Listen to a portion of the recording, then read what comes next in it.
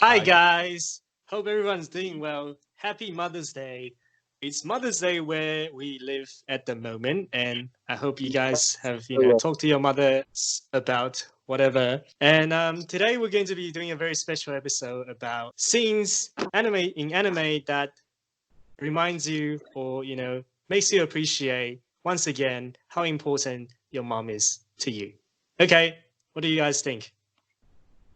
I would like to say Happy Mother's Day, Mom. I don't think I'll ever show you these videos, but if I ever do, I mean, like in 5 years from now, if I become famous, or yeah, I'll just tell you I mentioned it.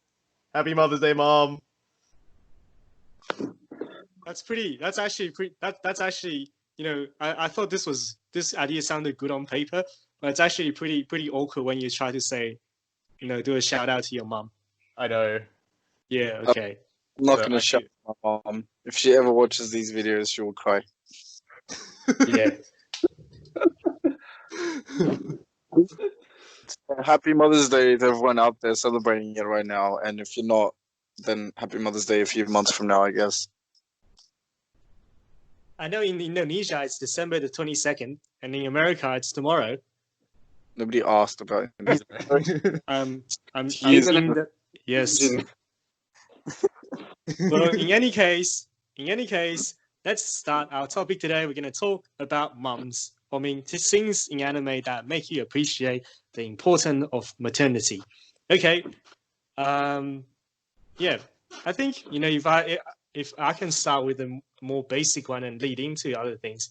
In My Hero Academia season 3 or season 2, well, when he was facing off against the muscular guy, he was being pinned down against the floor, and just before he loses hope and he thinks he's about to die, he apologizes to his mom. His mom was very against him becoming a hero, even though she knows that it's his lifelong passion, because she doesn't want to see him get hurt, right? She's genuinely concerned for her son. And I think a lot of shows with these kind of shonen elements, it's really just the mothers and their parents are totally fine with sending their son off to a battlefield or life-threatening situations all too readily. I think. Just to interject a bit, I feel like you don't see that sort of thing often because usually their moms are dead. Yeah, I mean that's also a very convenient way of setting up a character. But yes, you're right. Lazy writing permeates mediums. They've ruined Mother's Day. Yes. Okay. Well, in any case, I felt very emotional when Deku was trying to apologize to his mom. When he was on the verge of being overwhelmed. I'm like, oh no, mom, no, that he is about to die. Obviously, he's not about to die, but there you go. But what do you think, I still want to talk about Deku's mom because it's something that this is like I thought about it, and the aspect I like about Deku's mom. If you watched My Hero Academia, you remember the beginning scenes where Deku doesn't have a quirk, yet his mom is so supportive about him trying to be a superhero. So shout out to all the supportive moms out there. Wow, that's a stretch. But okay. I want to shout out to all the moms. It's like, oh, you know what? This character's mom's human. Shout out to all the human moms out there. I'm making a list right now. This is one episode I will show you eventually. Okay. Well, all right. What do the other two think? I agree. Deku's mom, she's probably one of the most supportive characters, but also one of the most complex mothers in anime, where she's clearly distraught when Deku finds out that he's quirkless, and there's nothing you can see on her face. There's nothing that she wants more than for her son to realize her dreams, but she's also conflicted because when he does eventually become have a quirk, she doesn't want him to use it to help others. So it's that kind of selfishness, but also selflessness of mothers that really makes you appreciate your own mom when you watch it in My Hero Academia. oh wow, this talk is actually more serious than I initially thought, but that's okay. If that's the direction we're going, we're going there. What do you think, Hui? No, Shane. I will bring it down to the fucking ground. I don't think. Well, No. my only What do you question think? is what. Well, okay, do you want to contribute to the Deku's mom, or do you want to talk about new mom? Nah. I mean, since we're on the topic of Deku's mom, and since we're so serious, what happened in between, from Deku's being a kid to Deku's growing up. I think she decreased in height and increasing with. Yeah, she does. Well, that's what happens to moms normally, right? Yeah. Not in the span of like 10 years. Just What do you mean not in the span of 10 years? How long was it? I assume it was like a few years. I mean, it is a years because I know like what in the anime they say like, oh, a child get his quirks when he's 3 years old, and then Deku found out that he has no quirks at 3, and he probably joined the hero school is around the age of probably high school, which is around 10 years later. Well, 11 to 13, I guess. All right. Yeah, you got a point. Well, okay. All right. I think we all agree on Deku's mom being one of the more impressionable ones lately that actually has some sort of substance. What if something else? Someone else? Yeah, so in my case, so I did also relate to you guys about Deku's mom, but for me specifically, the scene in an anime that reminded me, well, not really reminded me of my mom, but made me appreciate mothers more, was Kushina's death scene in Naruto when she's dying right after Naruto's birth, and the majority of like the time she's dying and she's using her last energy to tell Naruto like have a healthy diet, like do all this and that, basically doing what mothers generally do and just worrying about how their kids will be and hoping they'll grow up to be fine people, fine men, fine women. And yeah, it just, I don't know, it hit me hard, I guess. It was certainly a very, very emotional scene. Anyone else seen Naruto? I think everyone here has seen Naruto. Oh, okay. Yeah. I mean, this kind of tearjerker scenes I'm really a sucker for them. So yeah. I mean, it also hit me a little bit. Well, it's because you have a decent relationship with your mom, I guess. Oh no! Oh wow! Oh, okay. no. What do you think about this then? Since we're a talk show, we need to invite difference of opinions. I told you he's a Fast and Furious kind of person. Oh, okay. He's scared of sadness. I remember this from last episode. He's scared of Are you scared of sadness? Oh.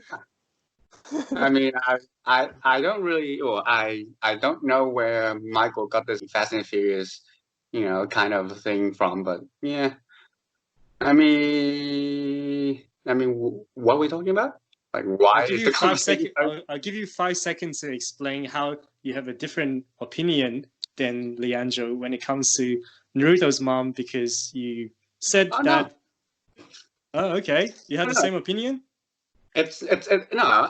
I don't have a different opinion from Leandro, and what I was commenting on is more like your statements of like it really was it. What was your comment again? Like it really relates to you, and then okay. It's really... my comment on that is it relates to you. It's because in a way you have a good decent or like good relationship with your mom, and then you kind of it kind of reminds you of that. Not really necessary to most people. It's more so just relates to the aspect of mothers in they always worry about you. Yeah, generally. I mean, relating to your own experience is one thing, but I'm just saying, generally speaking, tearjerker scenes like this are, very, very effective against me. I'm very vulnerable against these kind of things. Obviously, on the surface, I'm, calm and ready. But okay, let's not continue this. Okay, yeah. All right. So I'm spaghetti. No, someone had to say it. No. I was trying to pave the way for that joke to come out since it's Mother's Day after all. But I was like, you know what? It's pretty cringy if I did it. Yeah. Okay. Well. All right. So Kushina's mom, Deku's mom. Who else? Who else? I have. You can just talk about any scenes in general as well. Yeah, Michael. I have a movie. It's called Wolf Children. If any of you've seen that. Yep. Why is your voice? Huh? Your voice is randomly cracked out of nowhere. Oh. Hi. Is that right? But Okay, go so ahead. Hannah, I looked at her name, Hannah from Wolf Children. This is a mother that I wouldn't say resonate with, but she's a very accepting mother. She's gone through a lot of hardships. Spoilers alert. The father passed away, but she had to raise 2 children, and they're half wolves. Shout out to Beast Stars watchers out there. No, Beastars are not half though. Beastars are actually, all right. That's a factually inaccurate comment. I had to ask you to withdraw that comment. But they're like a bit of furry. They're Shout half out wolves. to the Twilight fans. Huh? Yeah, shout out to the we have them. Do we have them? Michael, you've already made 3 shout outs in the course of this episode. I have to ask you to refrain from making any more shout outs. Used all my shout outs. Okay. Yeah, so can't really wait to raising half wolf children, but any mother can relate to the fact that they have to, sometimes there's hardships through life and you still have to push through and raise kids. Yeah. I think you're right. Wolf Children was a very good film. I think it's a single motherhood. Not only that, the kids turn into wolves, every now and then. Yeah. And and sometimes we just sometimes we just forget how much our mothers sacrifice for us, raising us. Like, we're probably not all like angels as kids. Okay, next. Instead of anime thing, I'm just gonna shotgun the whole Okasan online anime. Oh no, series. the degeneracy. Right? I want everyone to remember that if you've seen the last episode, Hui said a statement that he was very critical about the anime he watches. Yes. Okay. Yeah. Continue. Whatever. But yeah. Well, the English name is "Do You Love Your Mom?" and her 2-hit multi-targeted attack. Yes. This is great. Of the show, please. I guess the whole premises of the entire anime is about the mother and son relationship. Well, I guess in general, a parent and children relationship, and then it's not really, it's that's the main thing, and then encompassing around that are adventures and magics, and and then so on and so forth. And throughout the thing, it shows different dynamics between the mom and the son, and then it also shows other type of relationship between other moms and their children, but albeit a more toxic or a less healthy relationship, and how a kind, good mother that's open-minded, cares about her children would do or carry herself in order to help her that are facing this toxic relationship, and also help the mother within those relationships to recognize their fault, and then become better people. Yeah. So in general, in terms of animes about mother, this entire series, I believe portrays a very solid and grounded perspective on it. Okay, so that's usually, that opinion is actually, I think, an unpopular one, in the sense that it's not shared by many. Most of the people see the anime as a degenerate outlet of people's incestuous tendencies and fantasies. How do you reconcile these 2 elements? Oh, I guess it's because when I watch it, I actually watch it in twice the speed.